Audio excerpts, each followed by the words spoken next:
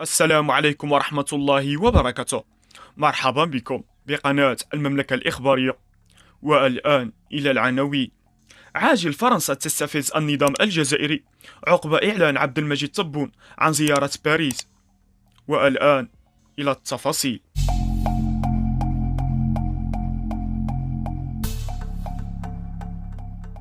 استفزت فرنسا النظام الجزائري العسكري بتعيين النائب الفرنسي عن اليمين المتطرف جوزي غونزاليس نائبا لمجموعة الصداقة الفرنسية الجزائرية.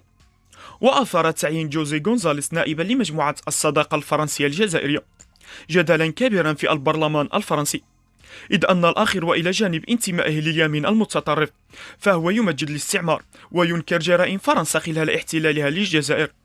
وأعلن غونزاليس عن تعيينه في المنصب المذكور من خلال تغريدة نشر على حسابه على تويتر، والتي قال فيها: يسرني جدا أن أعلن أن المكتب الجمعية الوطنية عينني نائبا لرئيس مجموعة الصداقة الفرنسية الجزائرية.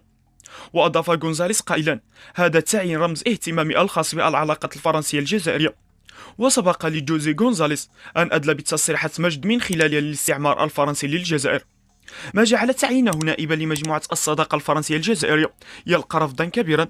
واعتبرت تقارير صحفية تعيين غونزاليس في هذا المنصب بمثابة استفزاز واضح من النظام الفرنسي لناظره الجزائري، خصوصا وأنه يأتي عقب إعلان الرئيس الجزائري عبد المجيد تبون عن زيارة مرتقبة لفرنسا. شكرا، هذا كل ما في الموضوع في قناة المملكة الإخبارية. إلى اللقاء.